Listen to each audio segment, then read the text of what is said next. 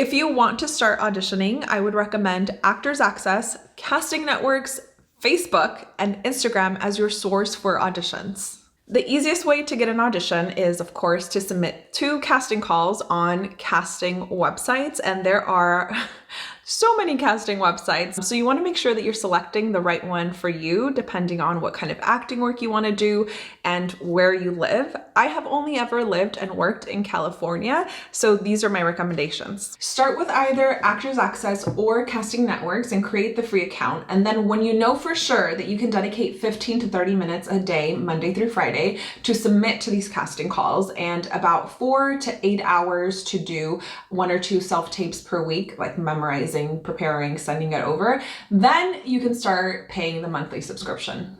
Do not get the annual subscription. I know it's really tempting because it's a better deal and sometimes there's codes for even a better deal, but don't do it until you have proven to yourself that you can consistently submit to auditions or that there's actually enough work around you. And I'm going to talk about how to set up your account for success in a second. In addition to casting websites, Facebook and Instagram are great sources to find more casting calls, and they're free. Finding free casting calls like this takes a lot more time than on a casting website because, especially at the beginning, you're looking around to be like, who even shares casting calls? Who should I follow? On Facebook, I like to focus on filmmaker groups specifically because once they're getting ready to make their thing, they're going to share casting. And on Instagram, I like to follow all kinds of casting directors, producers, writers, directors, film festivals, so then I can find more filmmakers that way and other actors, because I know whenever I see a casting call, I always share it. Do not DM anybody saying, hey, can you cast me in something? There's no point. Instead, consume what they're putting out. And if you actually like them or their work, then eventually they're going to share a casting call. And if it fits you, then you can submit. Or make sure that you're posting your acting work on your account. And if you are in some kind of project, you can DM them and send them a link and say, hey, I was just in this really fun project. I wanted to send it over in case you wanted to watch it. It was a lot of fun, blah, blah, blah. Just make it personalized. Do not make it feel like you're just copying and pasting it and like spammy. A casting profile is a lot like social media because you need content on there that represents who you are, the things that you like, what you look like, what you like to do.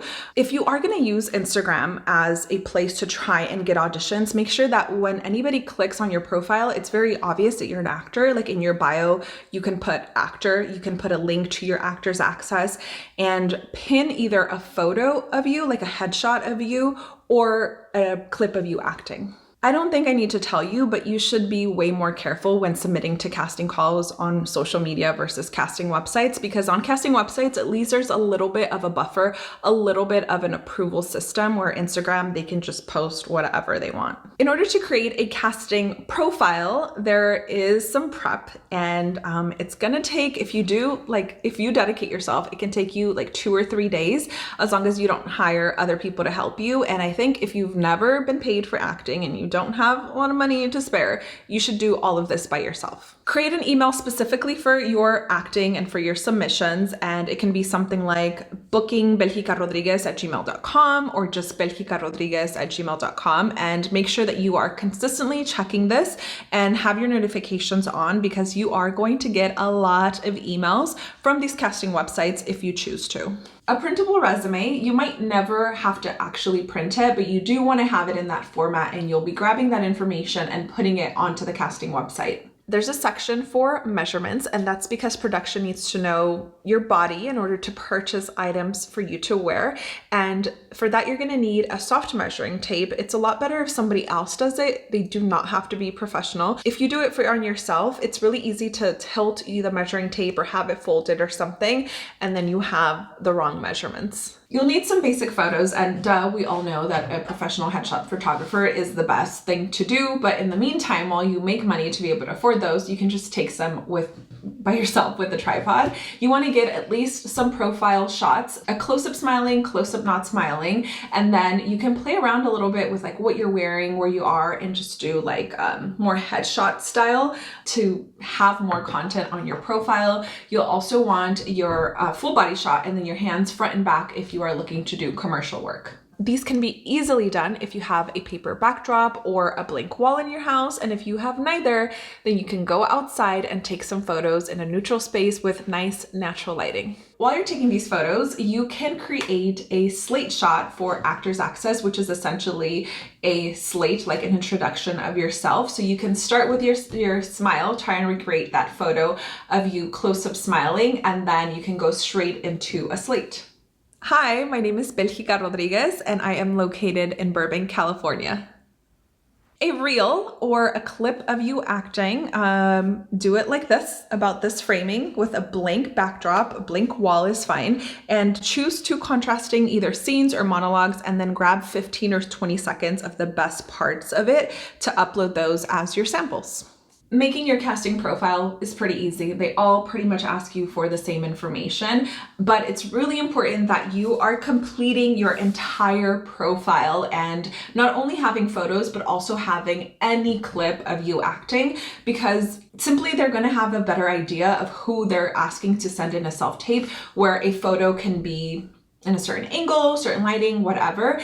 A video is going to show what you move like, what you act like, what your abilities are, what you sound like, and they're just going to be like, okay, I could see this person in this role. Sit down and set a timer for 10 minutes and then just write anything you're good at: soccer, roller skating, knitting, and if you are in a career that you might be able to use in a role, like if you're a nurse in real life, write that down. If you have any pets, like a really friendly dog that are willing to be on camera, or unique things like a wedding gown or skates, ball gowns, things like that, make note of them and also take some photos. Write down all of the hobbies that you have, because especially for commercial casting, they're going to want to know what you can actually do comfortably. So if you love to cook, that's one of your hobbies. They're going to be like, cool, she knows how to chop really well. She's not going to hurt herself on camera. It may be silly to sit down and write all of these things, but it's really useful and saves so much time when you're creating new casting websites when you already have all of these things in one place. These sites are